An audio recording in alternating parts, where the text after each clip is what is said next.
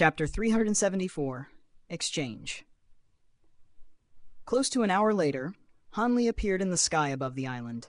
With a sweep of his sleeve, a series of restrictions appeared around the island before disintegrating one after another, following which sets of array tools flew out into the open before vanishing up his sleeves. He had already been cultivating on this island for several centuries without any incident, but during his cultivation, he had triggered astonishing phenomena on quite a few occasions on the island, so it was no longer safe to continue to stay here. Hanli took one final glance at the island, yet right as he was about to depart, a white demon beast appeared on the surface of the sea down below with a loud splash, then began calling out to him. Hanli raised an eyebrow as he looked down, and he was amused to find that the demon beast was none other than the pig-dolphin beast. He descended toward the pig-dolphin beast, and the latter immediately began swimming toward him, splashing through the water with its tail. "Have you come to say goodbye?" Hanli asked as he stroked the pig-dolphin beast's smooth head with a smile on his face. The pig-dolphin beast began rubbing its head gently against the palm of Hanli's hand, and Hanli smiled as he flipped a hand over to produce a pill that he tossed through the air. The pig-dolphin beast's eyes immediately lit up as it opened its mouth to catch the pill. "I have to thank you for the hard ink crystal that you have me. It really did help me a lot. That pill is my parting gift to you," Hanli said. The pig-dolphin beast faltered slightly upon hearing this, seemingly rather unwilling to part with Hanli. Hanli gave the pig-dolphin beast's head one final pat, then flew away as a streak of azure light, quickly vanishing into the distance. The pig-dolphin beast stared blankly at the direction that Hanli had flown away in, and a long while later, a determined look appeared in its eyes as it sank down into the sea. A month later, on the outskirts of the Black Wind Sea, a streak of azure light appeared above an island that was close to 10 kilometers in size, then faded to reveal none other than Hanli in his azure tiger mask. He was meeting someone from the Transient Guild, so he hadn't adopted a disguise and was merely wearing his Transient Guild mask. He inspected his surroundings briefly, then descended onto the island. This was an extremely secluded area of the Black Wind Sea, and there were sparse black clouds in the sky, obscuring the light of the sun like a layer of black mist. These clouds weren't just normal dark clouds, and they were giving off a cold and forbidding aura.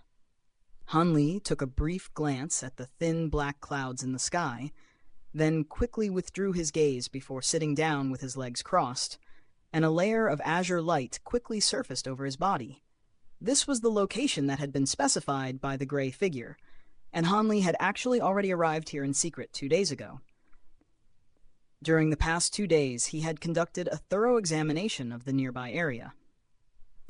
He had been invited here by someone completely unfamiliar to him, and they were about to engage in a transaction concerning a forbidden art, so he naturally had to take the necessary precautions.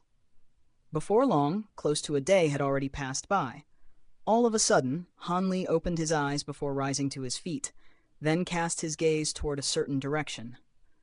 There, on the distant horizon, a speck of gray light appeared before approaching the island at an incredible speed, appearing in the sky above the island in the blink of an eye. The gray light then faded to reveal a gray-robed figure wearing an azure cat mask that bore the number 16. And it was none other than the same gray figure that Hanli had spoken to earlier. The two of them examined each other momentarily, following which the cat-masked figure cupped their hand in a salute as they said, "You must be fellow Taoist Raccoon 11. I am Wildcat 16. Sorry for being late." "It's fine. I only just got here as well," Hanli replied as he returned the salute. "That's good. I'm glad to hear I didn't keep you waiting for long," Wildcat 16 said. Hanli's brows furrowed slightly as he said in an indifferent, "Let's skip the formalities and discuss the matter at hand." Wildcat's demeanor was very different from during their last communication, and that left Hanli feeling a little perplexed.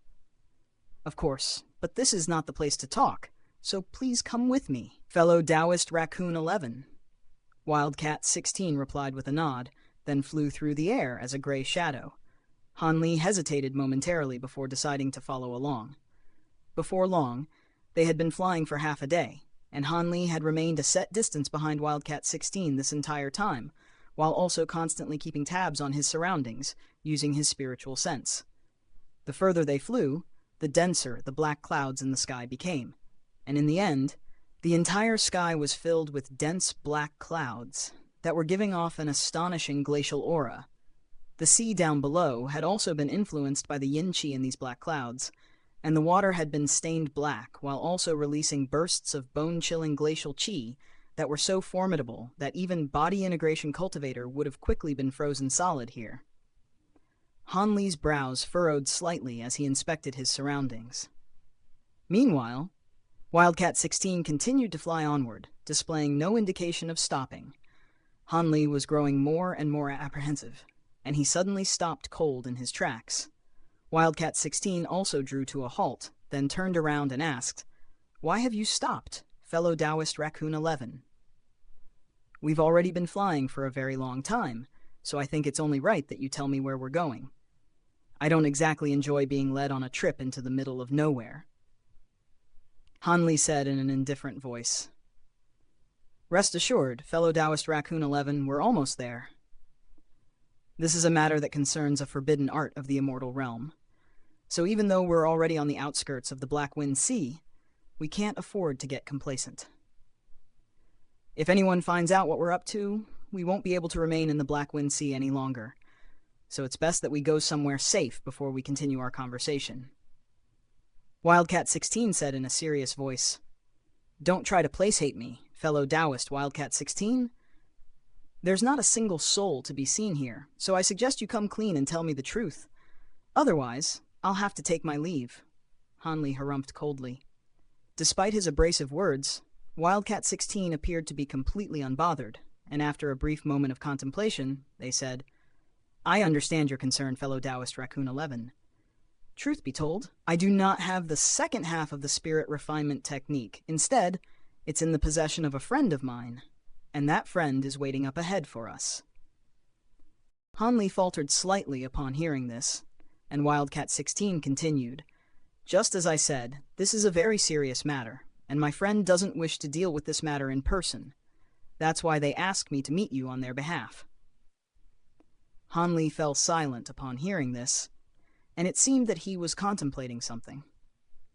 "I can assure you that I'm telling the truth, fellow Taoist Raccoon 11. If you don't believe me, then there's nothing I can say to convince you, and we'll have to call off the deal," Wildcat 16 said in a resigned manner. Hanli continued to remain silent, and his mind was racing as he weighed up his options. Wildcat 16 also waited in silence, making no effort to try and hurry Hanli. "All right, in that case, I'll come with you, but do tell me how much longer we have to go," Hanli said after some extensive contemplation. A hint of relief flashed through Wildcat 16's eyes upon hearing this, and they replied, "There's not far left to go. At our speed, we'll definitely be able to get there within 2 hours." Hanli had noticed the fleeting hint of relief that had flashed through Wildcat 16's eyes, but he made no comment on it. With that, the two of them continued onward, and after flying for close to another hour, a burst of faint rumbling suddenly rang out up ahead. The further they went, the louder this rumbling became, and a wary look appeared in Hanli's eyes. Shortly thereafter, the two of them drew to a halt. Gusts of inky black yin wind had suddenly appeared up ahead, with the largest gusts resembling enormous tornadoes, while the smallest ones were only the size of houses. The countless gusts of black yin wind filled the entire space up ahead, and the sound of ghastly howling and sobbing could be heard ringing out within the yin wind. Just these harrowing sounds alone were enough to strike Hanli with a sense of dizziness, and he hurriedly activated his spirit refinement technique to alleviate this rush of dizziness, but the apprehension in his heart had been further exacerbated.